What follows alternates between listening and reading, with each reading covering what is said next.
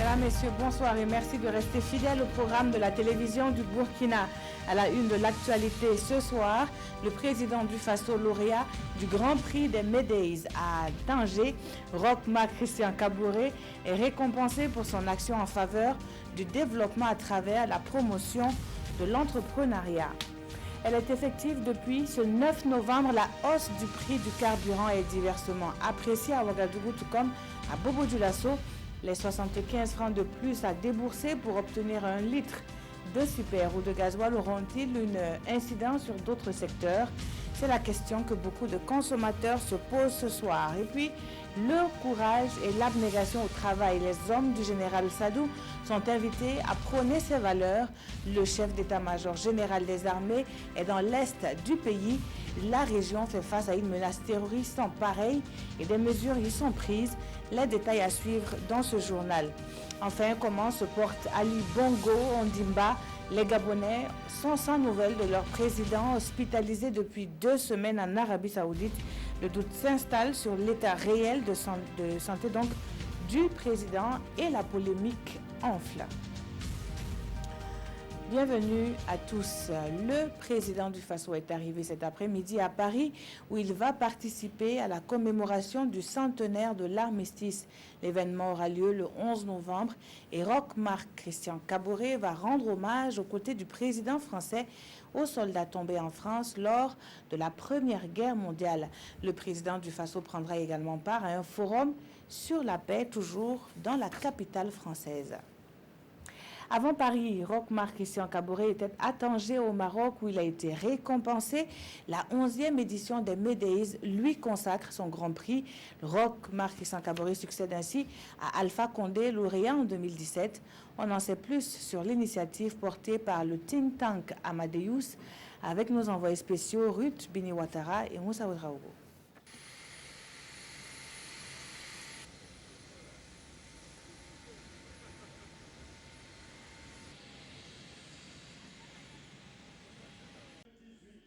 Roch Marc Christian Kaboré, Grand Prix des Médèis après Paul Kagame en 2015 et Alpha Condé en 2017. Remis chaque année, les prix Médèis récompensent des personnalités, institutions ou organisations ayant apporté une contribution déterminante au développement des pays du Sud ou à l'amélioration des relations Nord-Sud ou Sud-Sud. À l'ère de la disruption, bâtir de nouveaux paradigmes est un thème qui se veut interpellateur selon le chef de l'État. Une nouvelle génération d'entrepreneurs, de leaders politiques et de la société émerge de tous les pays, y compris dans ceux réputés pour le renouvellement moins rapide de leurs élites. Ainsi, l'ordre économique et social mondial se retrouve désormais bouleversé par la nécessité du changement et de l'innovation. En clair, il s'agit pour nous de repenser ensemble les contours de la nouvelle architecture économique, diplomatique et sociale du monde. L'édification de ce nouveau paradigme ne saura se faire en vase clos ou en ordre dispersé. Le nouveau monde nous impose de nouvelles façons de collaborer et de conjuguer nos énergies. L'intégration régionale et continentale, les défis sécuritaires en Afrique, les nouvelles dynamiques de coopération et les enjeux tant diplomatiques qu'économiques face aux disruptions ou instabilités de l'ordre international sont au programme des échanges de cette 11e édition. Le think tank Amadeus est l'initiateur de ce programme qui reçoit près de 3000 visiteurs issus de 80 pays dont 150 intervenants de haut niveau composés de chefs d'État et de gouvernement, de ministres, de responsables politiques ou encore de prix Nobel. Hommage a été rendu au Burkina Faso à travers un bilan vidéo à mi-parcours du mandat de Roch Marc Christian Kaboré. La lutte contre l'insécurité et le terrorisme, le président du Faso Roch Marc Christian Kaboré a mobilisé de grands moyens. Et on parle de partenariat public-privé à Ouagadougou. L'Union économique et monétaire ouest-africaine réunit ses ministres en charge pour réguler le secteur des PPP. Cet après-midi, à la primature, l'un des participants, le secrétaire d'État chargé du budget en Côte d'Ivoire, il a été reçu en audience par Paul Kabatieba. Le point avec Roger Kam et Abdelaziz Yagibou. Des difficultés liées aux finances publiques et à la mobilisation des recettes, la Côte d'Ivoire tout comme le Burkina en connaissent. Ces préoccupations communes aux deux pays se sont invitées à ces échanges entre le secrétaire d'État chargé du budget de la Côte d'Ivoire et le Premier ministre Paul Kabatieba. Nous étions là d'abord prioritairement pour la réunion des ministres sectoriels de l'UEMOA sur la question des partenariats publics et privés. Et compte tenu de la nature des relations que nous avons avec le Burkina Faso, nous avons trouvé indispensable quand même de passer, présenter les civilités au Premier ministre, échanger également sur la qualité de la coopération qui lie nos deux pays et aussi recueillir ses conseils. Le domaine en matière de finances a été surtout des partages d'expérience concernant les quelques problématiques auxquelles nous faisons face. La question des recettes, la question de la maîtrise du déficit budgétaire, de l'amélioration de la qualité des finances publiques, de la prise en charge donc, des besoins sociaux. Donc autant de choses qui sont des problèmes communs. Un ciel plus clément sur l'axe Abidjan-Ouagadougou. D'une vision commune et dans une dynamique de partage d'expérience, autorités ivoiriennes et burkinabè entendent travailler à maintenir et à consolider les relations séculaires qui les lient. Et la réunion des ministres en charge des partenariats publics privés de l'UEMOA s'est ouverte ce matin à Ouagadougou.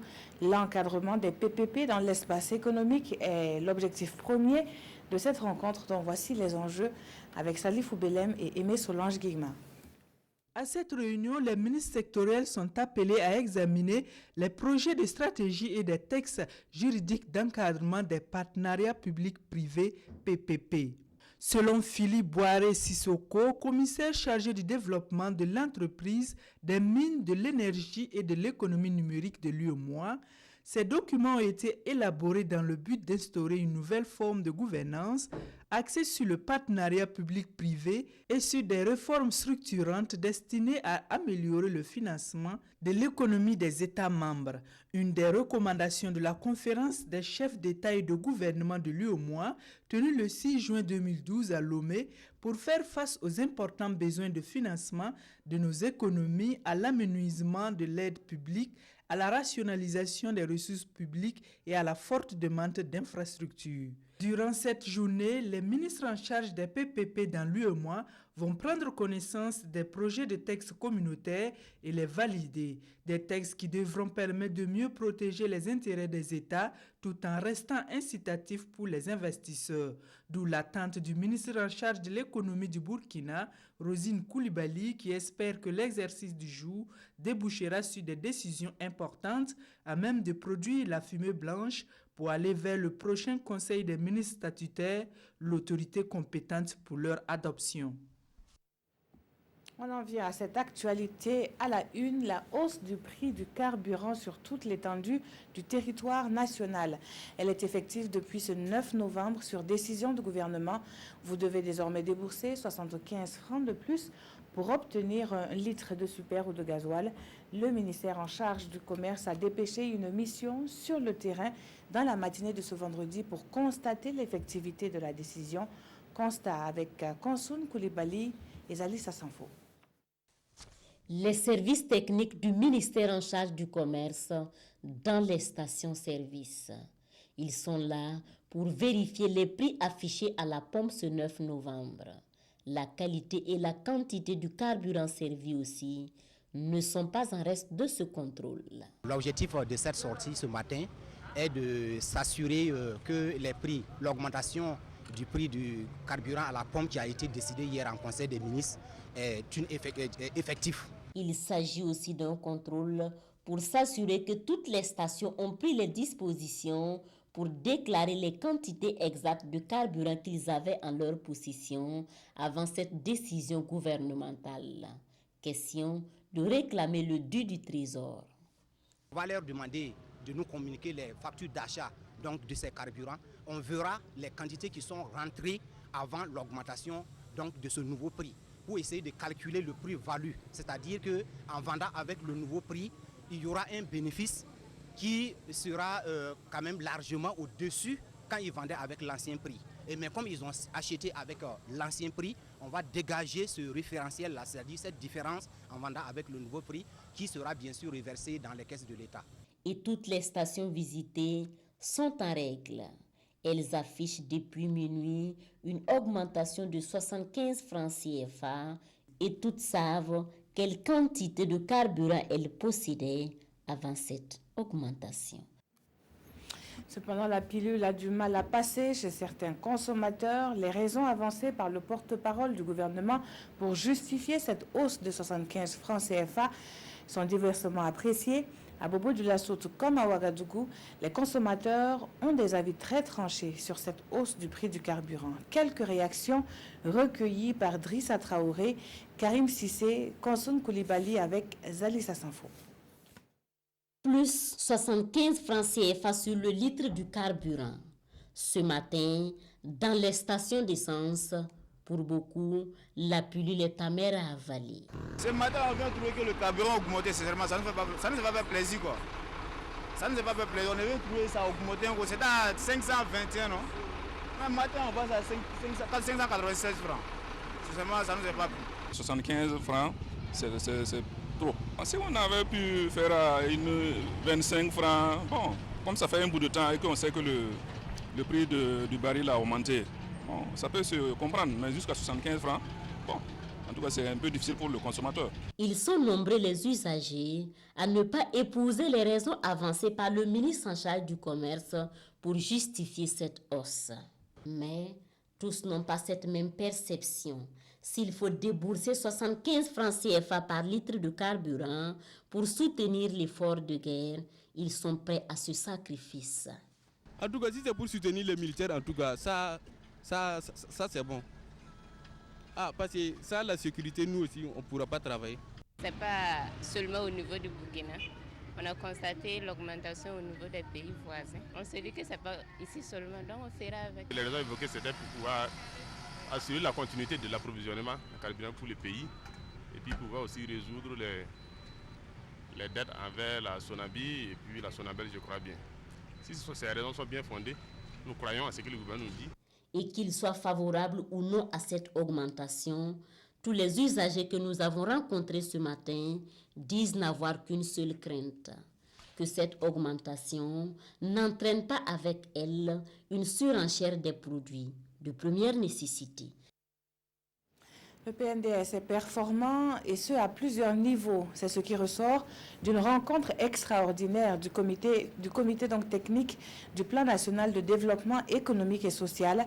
La rencontre tenue ce matin à Ouagadougou réunit les acteurs impliqués dans la mise en œuvre et le suivi de ce plan de développement qui a engrangé des avancées notables au premier semestre 2018.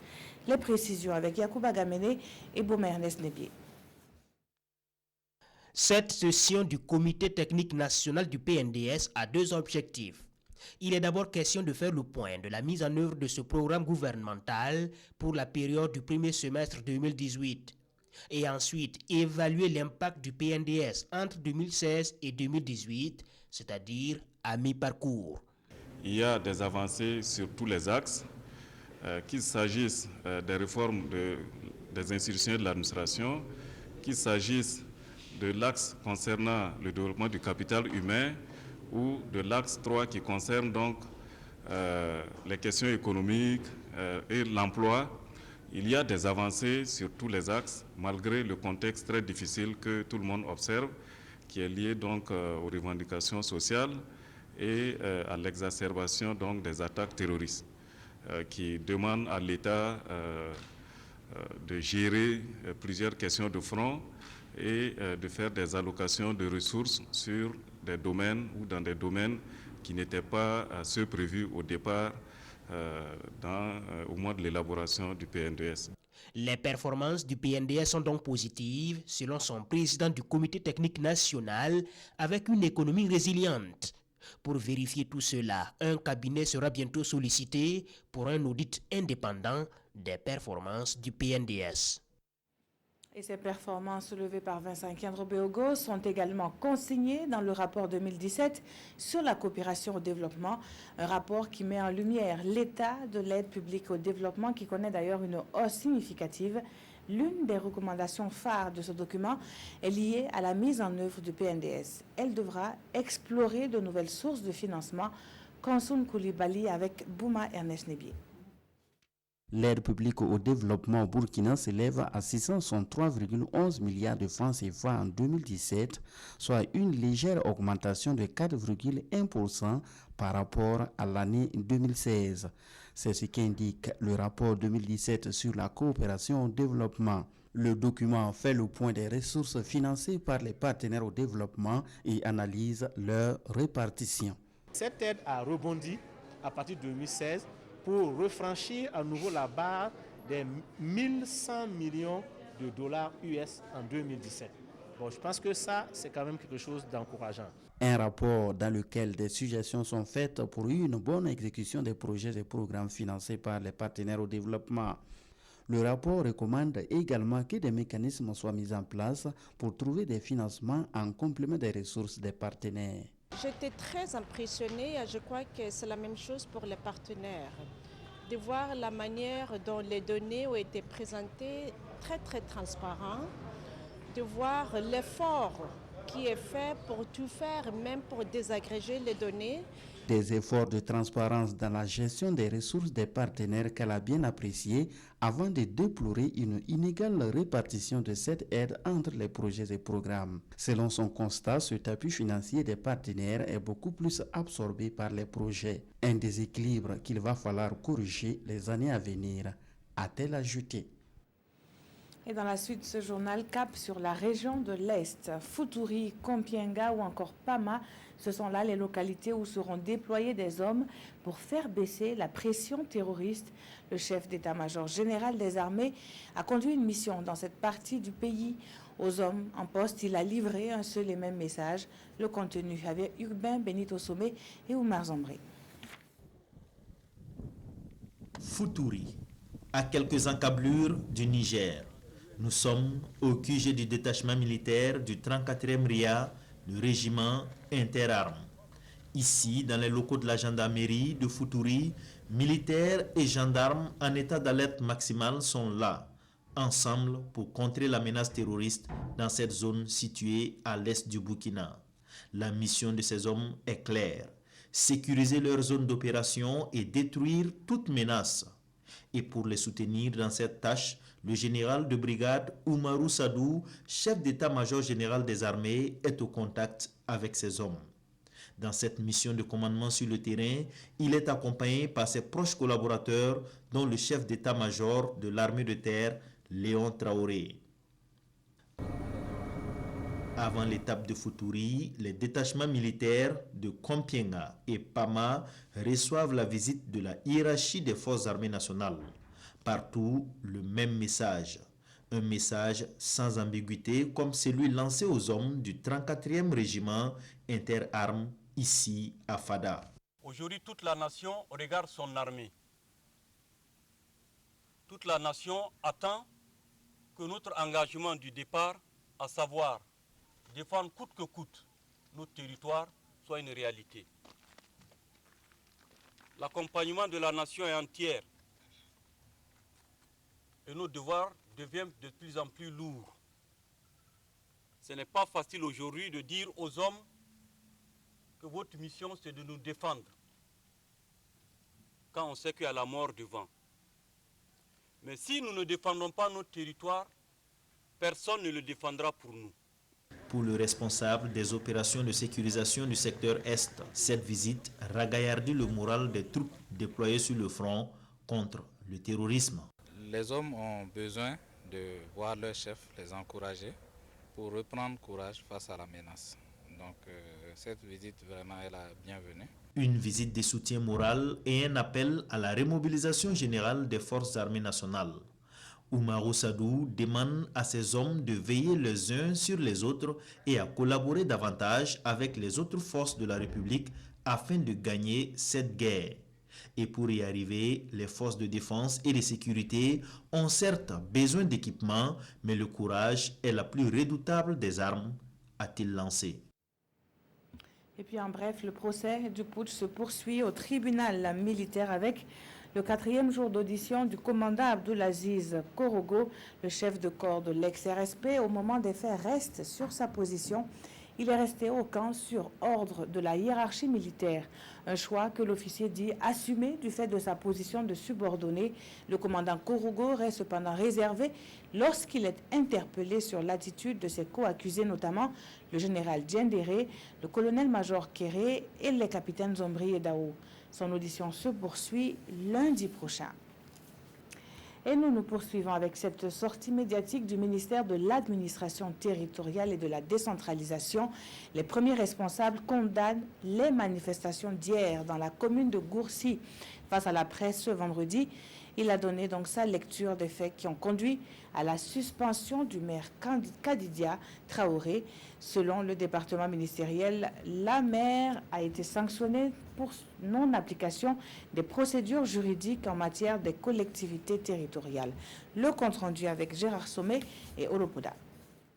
Le maire Kadidia Traoré a commis une faute grave en marquant son refus de convoquer une session extraordinaire après réception d'une motion de défiance déposée par 67 conseillers sur les 94 que compte le conseil municipal, ce qui lui vaut une suspension. Ce n'est qu'une simple application du Code général des collectivités territoriales, selon les premiers responsables du ministère de l'administration territoriale et de la décentralisation. La tutelle rapprochée a invité le maire à fournir des explications. Ces explications ont été fournies, mais à l'analyse des explications, ces explications ne justifient pas le refus de réunir le conseil municipal pour examiner la motion de défiance. Donc la faute persiste. Voilà. Et par la suite, si la faute persiste, il faut sanctionner la faute. Et la sanction de la faute, il y a deux cas.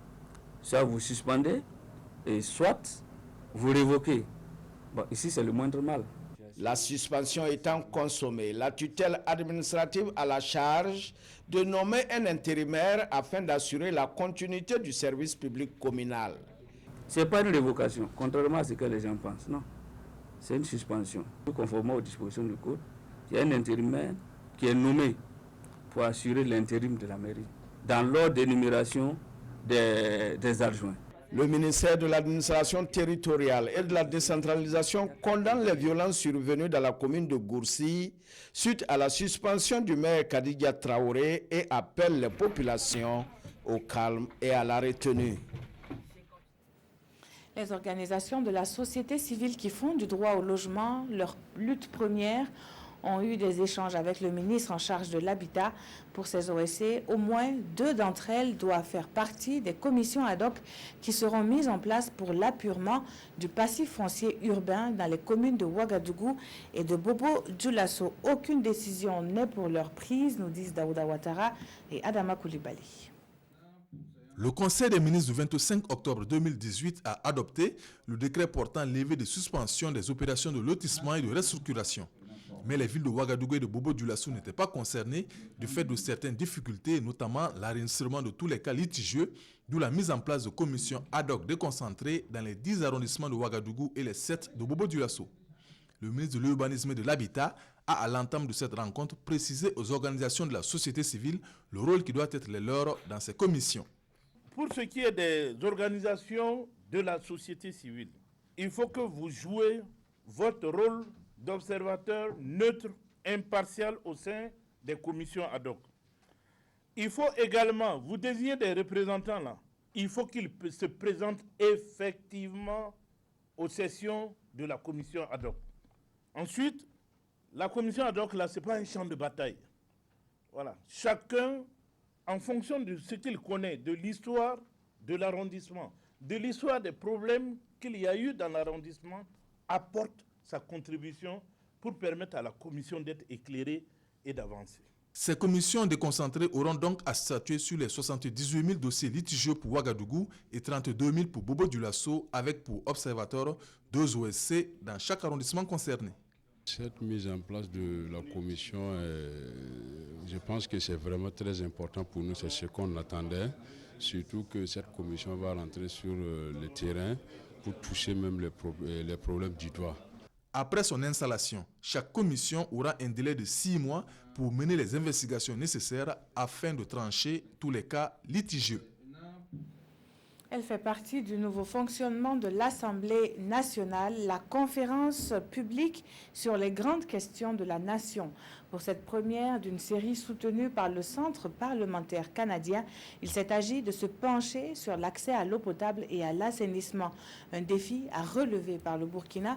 Et le moins que l'on puisse dire, c'est qu'il y a fort à faire en la matière. Siedi Larienne et Léonore Oudraogo pour le reportage. L'accès à l'eau potable dans les villes de Ouagadougou, Fadangourma, Koudgou et Wayouguia est de 100% selon les données du ministère de l'eau et de l'assainissement. Ces chiffres sont analysés ici à cette conférence publique. Il s'agit d'une lecture critique pour montrer comment ces chiffres ont été obtenus. Dans le calcul de cet accès, on ne prend pas en compte les coupures d'eau. Alors, comment peut-on estimer que l'accès est à 100%, sachant qu'il y a des périodes entières, il y a des jours où on n'a pas le service qui est attendu, le service auquel l'ONEA est engagé, le service auquel l'usager a droit. La première conférence publique de l'Assemblée nationale sur les grandes questions offre l'opportunité ici aux agents d'échanger sur les défis de l'accès durable pour tous à l'eau potable et à l'assainissement. Cette rencontre est l'occasion pour les différents acteurs d'échanger sur un certain nombre de points, notamment les normes en matière d'accès à l'eau potable et l'assainissement. Et également réfléchir aussi sur les différents enjeux et surtout les défis et les solutions, les pistes de solutions pour que enfin nous progressons sérieusement. Et pour le conférencier, cette analyse pourrait permettre au gouvernement et à ses partenaires de trouver les solutions les plus adaptées pour résoudre les difficultés liées à l'accès à l'eau et à l'assainissement. Un autre défi, et pas des moindres, dans lequel se lance le Burkina, celui de l'élimination du VIH et des hépatites. En première ligne, l'Agence nationale de recherche sur le sida et les hépatites qui accorde une place de choix à ce défi au cours donc de cette 10e journée scientifique. Elles se tiennent avec la complicité de praticiens de médecine et de la recherche venant du monde entier. Les enjeux avec Oscar Soulama et Boum-Ernest Neblier. Depuis 2010, les nouvelles infections par le VIH ont baissé de 45% et le taux de prévalence de cette maladie est aujourd'hui à moins de 1% au Burkina Faso. Des chiffres de l'ONU-SIDA qui montrent que le pays fait des progrès considérables dans la prévention de la maladie. C'est ce qui ressort de cette conférence publique qui a réuni autour de la table les acteurs du monde de la recherche. Le Burkina fait partie de l'un des pays en Afrique qui a participé énormément à produire des connaissances sur la prévention donc, de cette transmission, comment casser la chaîne de transmission de la mère à l'enfant du VIH. Et ces résultats ont pu être exploités par l'OMS. Le défi ici est l'élimination du VIH et les hépatites virales. Et la contribution des chercheurs est mise à profit pour proposer de nouveaux mécanismes afin de mieux contrôler l'épidémie du VIH. On sait dépister, on sait prévenir, on sait traiter, que ça soit utilisé pour tout le monde. Et pas non plus de discrimination. Et tout ça, c'est des véritables enjeux. Et bien évidemment, tout ça nécessite de l'argent. Et nous n'avons pas assez de garanties sur le long terme que les ressources seront mobilisées. Et ça, bien sûr, c'est extrêmement inquiétant. Cette conférence publique se tient dans le cadre des 10e journées scientifiques du site de l'Agence nationale de la recherche sur le sida et les hépatites virales. Une occasion pour les conférenciers du jour de féliciter le monde de la recherche pour les progrès déjà enregistrés dans la prise en charge des malades, mais aussi dans la prévention de la transmission mère-enfant. Les Algériens du Burkina commémorent le 64e anniversaire de la révolution du 1er novembre 1954. Cette révolution, qui marque le déclenchement de la lutte de la libération nationale, a donné un tournant décisif dans l'histoire du pays. À Ouagadougou, ce fut un moment pour rendre hommage aux martyrs tombés pour que triomphe une Algérie libre. L'ambiance dans ce reportage signé Oscar Soulama et Tanga Kafando. L'ambassade de l'Algérie au Burkina Faso célèbre le 64e anniversaire de la révolution du 1er novembre 1954, une révolution qui a marqué le déclenchement de la lutte de libération nationale. Un moment de rétrospection et d'hommage aux martyrs tombés dans la lutte. La célébration par le peuple algérien du déclenchement de la lutte de libération nationale est un grand moment de joie, mais également de recueillement à la mémoire de nos valeureux martyrs tombés au champ d'honneur pour que le peuple algérien puisse vivre libre, digne et indépendant. Ils se sont sacrifiés pour notre liberté et notre indépendance, mais aussi pour tous les autres peuples souffrant du joug colonial. L'Algérie et le Burkina Faso entretiennent des relations dans plusieurs domaines du développement et l'ambassadeur a renouvelé la disponibilité de son pays à appuyer le Burkina Faso dans la lutte contre le terrorisme.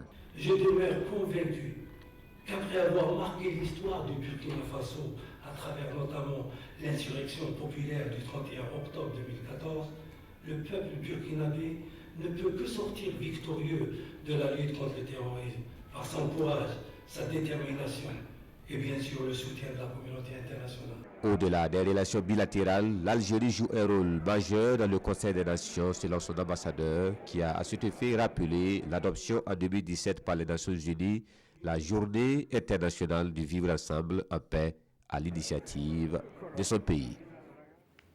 Comment se porte le président Ali Bongo? La question est sur les lèvres des Gabonais sans nouvelles de leur président depuis 2 semaines. Selon le porte-parole du gouvernement, le président se repose d'un malaise dû à une fatigue intense et pour d'autres, il s'agirait d'un accident vasculaire cérébral. Les rumeurs, elles, vont bon train dans la capitale. Comment se porte Ali Bongo? C'est la question que se posent bien des Gabonais sans nouvelles de leur président depuis 2 semaines. Son porte-parole annonçait qu'il avait fait un malaise le 24 octobre lors d'une visite en Arabie Saoudite. Selon certains médias, il aurait été victime d'un accident vasculaire cérébral. Les rumeurs vont bon train à Libreville où se pose la question de la vacance du pouvoir. Si les choses se prolongeaient, on est sûr que le vice-président pourrait remplacer le président dans des cas bien précis, c'est-à-dire d'empêchement temporaire. Maintenant, si il y a vacance ou s'il y a un empêchement définitif constaté par la Cour constitutionnelle, dans ce cas, c'est le président du Sénat qui va assurer l'intérim. Élu à la tête du petit pays pétrolier en 2009, Ali Bongo a été reconduit en 2016 lors d'un scrutin contesté. Fin octobre, son parti a remporté largement les élections législatives. On en parlait dans ce journal. Les manifestations suite à la suspension du maire de Gourcy sont relayées dans les journaux du jour. Mais l'actualité commentée par l'ensemble des quotidiens de ce 9 novembre 2018, eh bien, c'est la hausse du prix du carburant à la pompe. La revue de presse avec Abdoul Rasmane Zongo. Ainsi donc, pourrait-on dire, l'Express du Faso a vu juste, a eu raison, lorsque ce journal murmurait hier jeudi 8 novembre, sur une probable hausse des prix des carburants. À la même date, le gouvernement confirme la montée des prix. Vous payerez 75 francs en plus sur le litre de gasoil et de super, relaie l'Express du Faso. Même énoncé 75 francs de plus sur le litre, à la une des journaux Le Quotidien et de Sidoya, où se défend le porte-parole du gouvernement. Je cite, « Nous ne pouvons pas continuer à subventionner pendant que nous avons un défi sécuritaire à relever. » Cette valse du prix, renchérit le monsieur commerce dans la colonne d'Aujourd'hui au Faso, vise, je cite, à permettre à la Sonabi, au Rouge, de continuer à se réapprovisionner et à soutenir l'effort de guerre contre le terrorisme. Et d'où le titre de notre confrère d'Aujourd'hui au Faso, augmentation pour soigner la Sonabi sous perfusion, pour oxygéner la Sonabi et soutenir l'effort de guerre.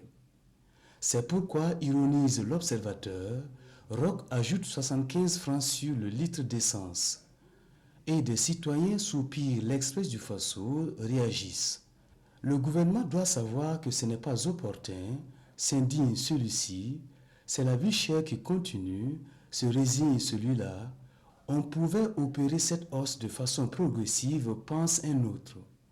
Autre actualité, relate les éditions Le Pays, la population de Gourcy ne décolère pas, après la suspension de leur mère Kadija Traoré. Elle a démontré à travers une marche de protestation émaillée d'incidents, regrette l'observateur. Merci d'avoir suivi cette édition unique du journal. Je vous retrouve demain à 20h. Très bonne soirée sur la télévision du Burkina.